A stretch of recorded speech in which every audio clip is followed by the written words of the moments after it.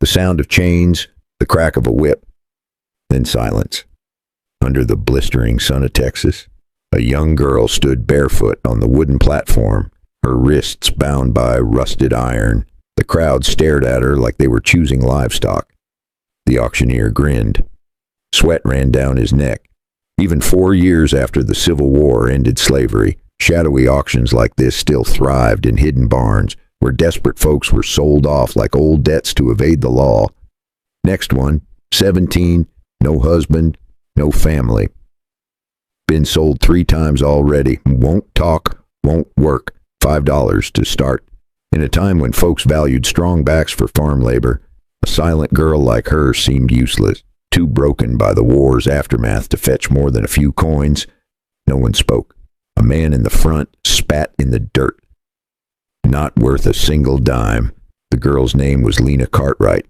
Her dress hung in tatters, dust clinging to her skin, her hair stuck to her face, hiding the bruise on her cheek. She stared at the ground, unmoving. She had stopped crying long ago. Crying never changed anything here.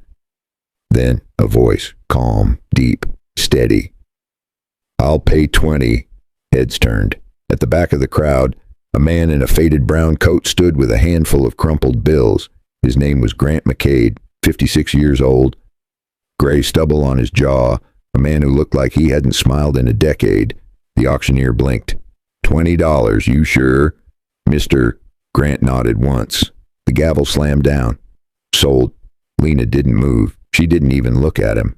Grant stepped closer, pulling off his hat. When he saw her face clearly, his heart stopped. That scar, a small crescent on her wrist, 8 years ago. He had wrapped that wound himself. He remembered the little girl hiding behind her father's leg, asking if it would leave a mark. He had told her no. He had lied. The auctioneer shoved Lena forward. Grant caught her before she fell. Her skin was burning hot. She looked up at him for the first time, her eyes green but hollow. He whispered her name. Lena. Her expression didn't change. A flicker crossed her eyes like a half-buried memory from before the war stole everything, but she pushed it down. Folks in her shoes learned fast not to trust old faces. She didn't remember him, or maybe she did, and wished she didn't. Outside, the wind carried the sound of the gavel echoing again. Another life sold, another soul gone. Grant counted his last coins, placed them in the man's palm, and walked away with the girl who hadn't spoken in years. Grant didn't. The dirt road stretched out under a merciless sky. Lena walked a few steps behind him, her chains clinking softly. Every sound reminded him of what he owed. He didn't know if she'd ever understand why he did this. Maybe she never would. But as the barn door slammed shut behind them, he felt the past breathing down his neck. 8 years ago, his father's greed had condemned the Cartwright family. And now, the last piece of that family walked beside him, silent, broken, and alive.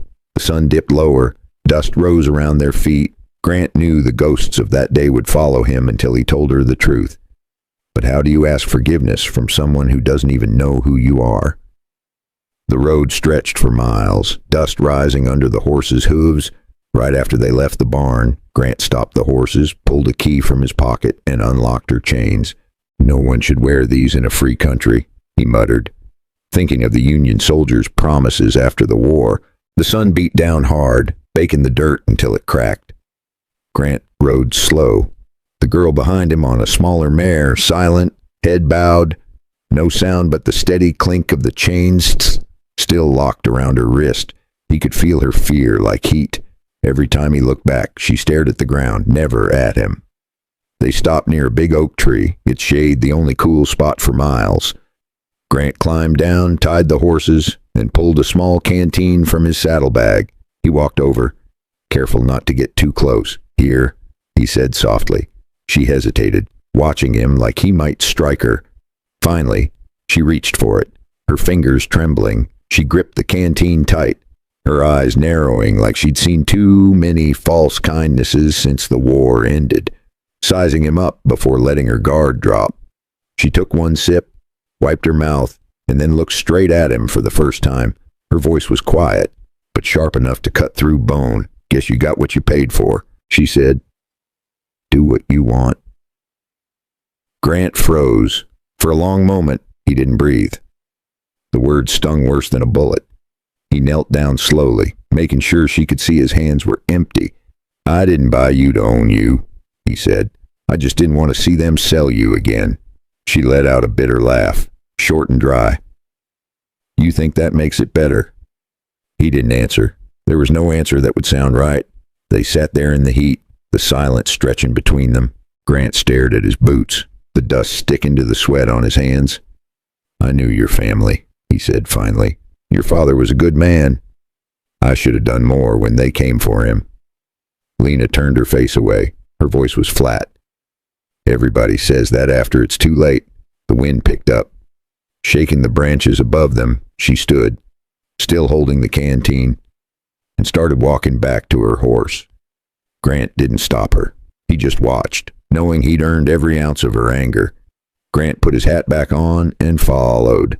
The sound of hooves echoed over the hills, steady and hollow, like a heartbeat trying to remember its rhythm. He wondered how many miles it would take before she stopped seeing him as the enemy, or if she ever would. And somewhere in that silence, one thought kept burning. What would she do when she learned the truth? By the time they reached the ranch, the sun was sliding behind the hills. The land stretched quiet and empty, a place where even the wind seemed tired. Grant untied the horses, handed Lena a crust of bread, and showed her the small cabin. Inside, he said simply. She hesitated, eyes darting to the single bed and the cold stove. Then she stepped in, slow, careful, like a stray dog testing the floor. For a few days, the ranch stayed silent. Lena worked without a word, feeding the horses, hauling water, scrubbing the floor until her hands cracked. Grant fixed fences, mended the roof, and tried not to watch her too closely. They lived like two ghosts sharing the same ground. But out here, silence never lasted long. On the third day, 3 riders came up the road. Grant saw the dust first, then the glint of a badge catching sunlight. Sheriff Dalton, the man who had once called himself protector of justice, the same man who led soldiers to burn the Cartwright farm to ash. Dalton dismounted, slow, smirking. Well, if it ain't Grant McCade. His eyes slid past Grant and landed on the girl standing behind the fence. He squinted at the scar on her wrist, the one from that fateful night 8 years back. And his smirk faded for a split second. Old secrets from the war days didn't stay buried easy in these parts. Now that's a face I thought I'd never see again. Lena froze. Her knuckles whitened around the wooden rail. Grant stepped between them. You've had your look, he said quietly. Dalton laughed. You buying lost girls now, Grant? Or is she here to keep you warm at night? Grant didn't flinch, but the air changed, the kind of silence that came right before a gunshot. I paid for her freedom, Grant said, his voice low and steady. Not her body. Dalton took a slow step forward, his hand resting on the gun at his hip. Well, that's mighty noble of you. But you see, I remember that name, Cartwright. Her daddy was a traitor. Remember, it was the same old lie he'd spun to justify the raid, calling honest farmers traitors to the Union cause, just to grab their land in the chaos after Appomattox.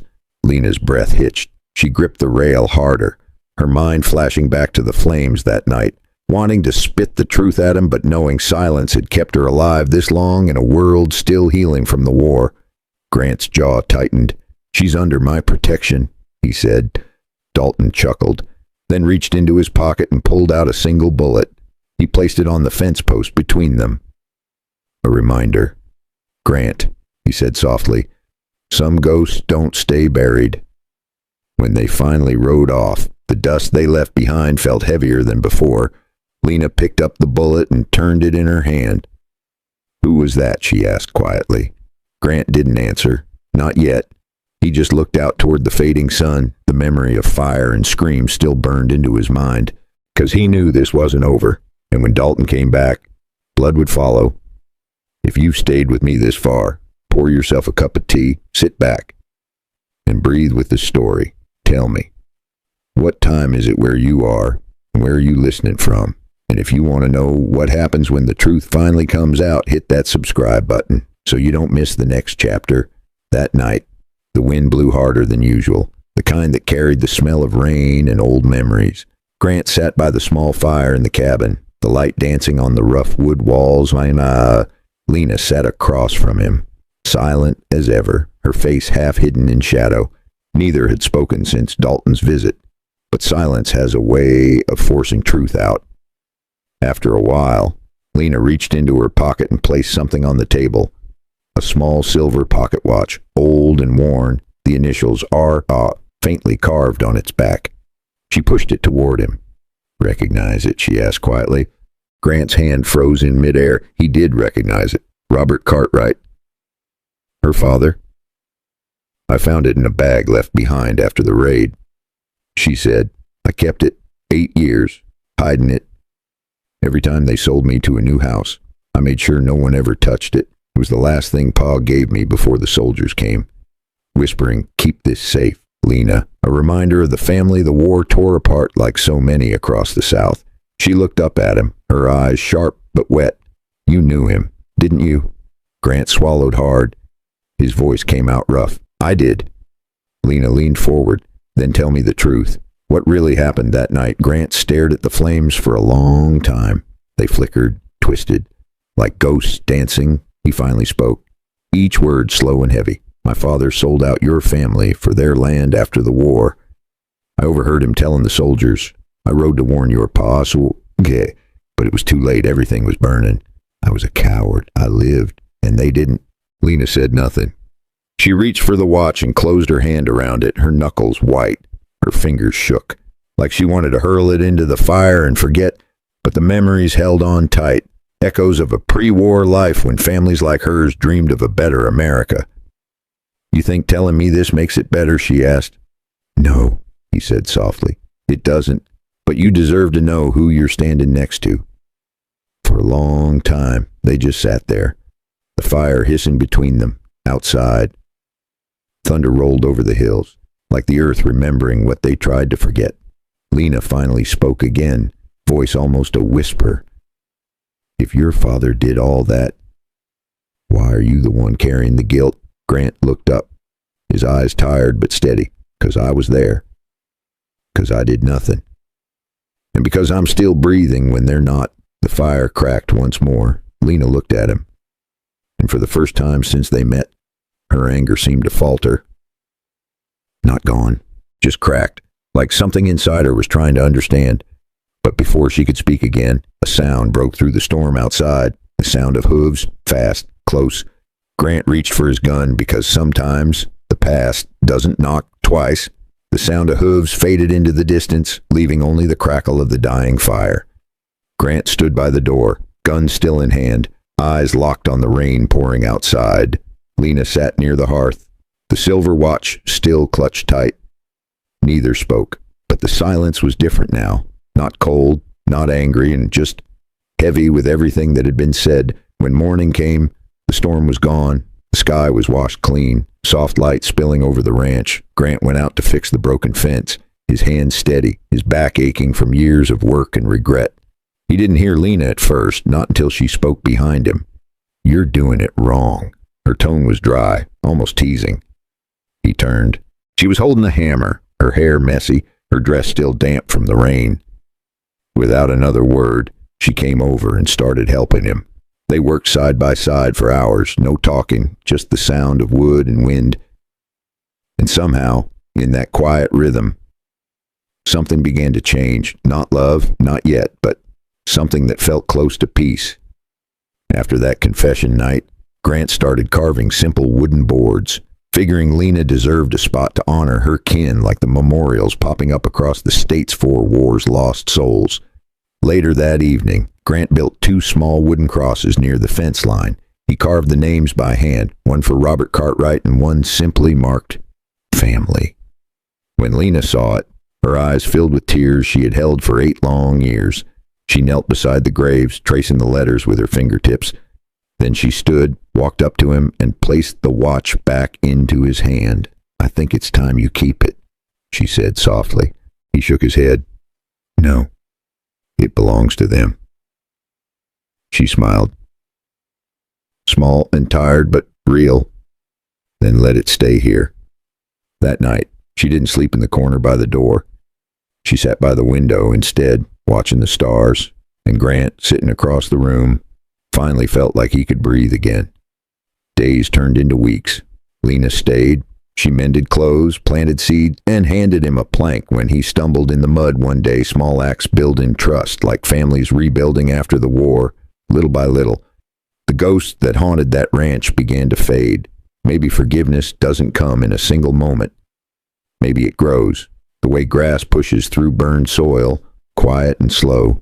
And maybe that's what healing really is. If you've ever carried a guilt too heavy to name, what would it take for you to forgive yourself? And if someone hurt you, could you ever let them try to make it right? Take a deep breath, pour yourself a cup of tea, and think about that. If this story touched something in you, tap the like button, leave a comment, and subscribe so you don't miss what happens next. Because sometimes, even in the wildest places, people still find their way home.